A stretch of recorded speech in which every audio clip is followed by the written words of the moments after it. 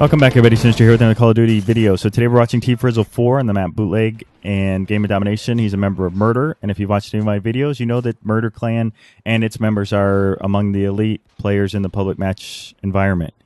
But this video, as you watch it, I just wanted to put up some great gameplay, and I couldn't think of a better player to put up for this story in this Game of Domination. So recently, a big-name YouTuber had discussed a rapist, and if it was if rape or assaulting a female because they were built for it would be less traumatic than actually being beat up from a man being beat up in public and being humiliated. So hopefully this story will address this this issue in a unique way. So I was a police officer in a large metropolitan city, and there was a case where it was about 1 a.m, and this man woke up and he had his eye on this female that lived in a second-floor apartment across his apartment complex. Now, she lived on the other side of the pool, and you imagine a pool in the center with a gate surrounding, and the back of her apartment faced the pool.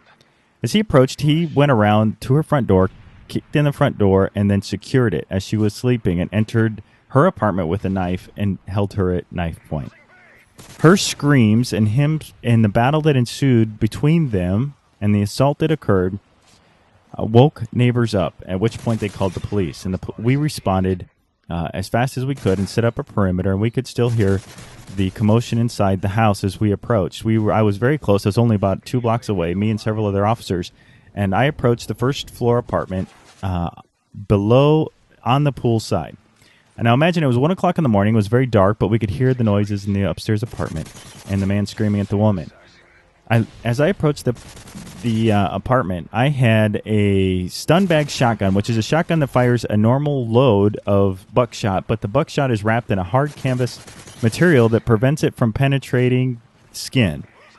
It's the same impact and force of a normal shotgun round. However, because it's wrapped buckshot, what happens is that it just prevents a penetrating wound. The hope is that the force of the impact will stun the suspect or person that you're shooting and force them into compliance without the penetrating wound and blood and damage caused. I was a stun bag officer that day, and I was next to another officer with an assault rifle, and then one other officer who was just carrying a sidearm, the arrest control officer. And as we approached a 3-man unit responding to the first floor, at which point, as we approached the apartment, we heard the sound of shattered glass, and we looked up, and the suspect had sat back onto the window ledge, and in doing so had shattered the glass. He had this victim around her neck with the knife in his right hand, and as he sat back, he lost his balance and began to tip out backwards out of the apartment.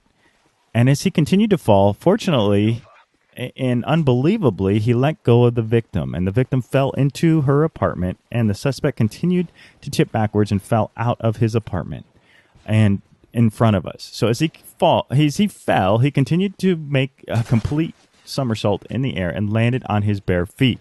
I'll never forget, as his feet hit the ground, the cement in front of us, the sidewalk that was surrounding the pool, I saw that the bones in his feet actually protruded from the skin, and an explosion of red mist. Pop!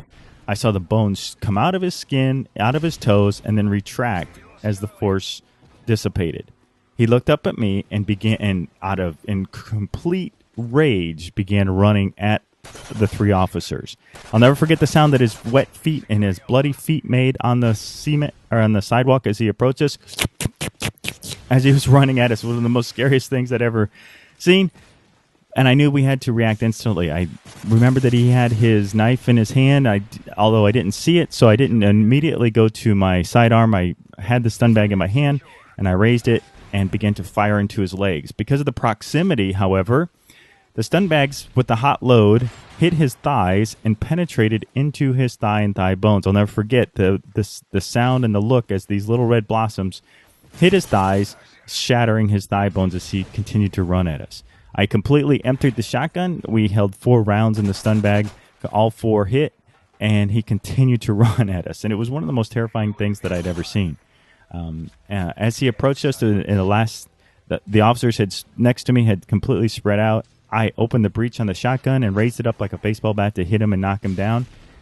At this point, this is what bothered him. Getting shot, falling out of the window didn't bother him, but when he saw me raise the shotgun as like a baseball bat, he turned around and began running the other way. For whatever reason, I began chasing him. I knew that he had to be taken into custody. He was a threat to not only other people in the apartment complex, but himself and other officers. So we began to chase him, and we gave chase. But one of the officers next to me, a sergeant actually, had heard my shotgun go off and did not realize that I had been using a stun bag. Even though I had yelled bag by procedure, the sergeant believed that I still had a regular shotgun because of the sound it made. At which point, other officers on the other side of the perimeter who were arriving heard the call for shots fired and began returning fire onto the suspect, believing he still had his weapon.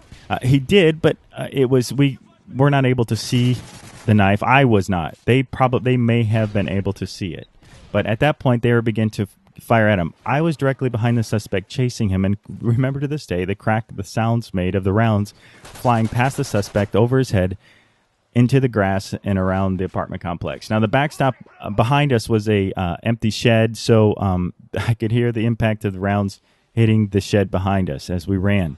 The only option I had was, even if I bailed off, I was still at threat for the rounds being fired by the other officers, so I continued chasing the suspect and caught up to him before he reached the perimeter officers. I hit him in the back of the legs with the shotgun that I still had in my hand, and he tipped over, at which point all of the officers jumped onto him and took him into custody. He was a bloody mess. It was horrible. He was crazed out of his mind, but we took him to the hospital, at which point we had a chance to chat with him. And, when we were talking to him later after he had come to his senses, his full intent was to take the woman hostage, continue to force himself upon her, and then kill her, and then leave the area. So, did we stop a monster that day? Did we shoot a monster? I believe we did. Did we save someone who, yeah, absolutely. I think we did some really good work that day. However, I'll say this. This monster who was running at me as I was shooting him was one of the scariest things that I'd ever seen. It was terrifying to me, and he was not assaulting me. He was not threatening to rape me, and I had weapons. So if he was scary to me, I can only imagine to this woman who was a victim in her house, doing nothing but just sleeping in her home. When this man attacked her with weapons, completely defenseless, he outsized her by at least maybe 100 pounds and had weapons. How terrifying would it have been for her? Was she built for that type of assault that may have occurred? Maybe. Would it not have been the most terrifying thing that had ever occurred to her in a life-changing event? I think it was anyway, even though the assault wasn't complete. So, kind of in a video response to the large YouTuber who had addressed this issue, I will say this. Rape, assault of any kind, whether you're built for it or not, can be a life-changing event and traumatic beyond belief. Sinister here. Hope you enjoyed this story. If nothing else, hopefully you learned something from it. Until next time, I'll catch you next Pex Live.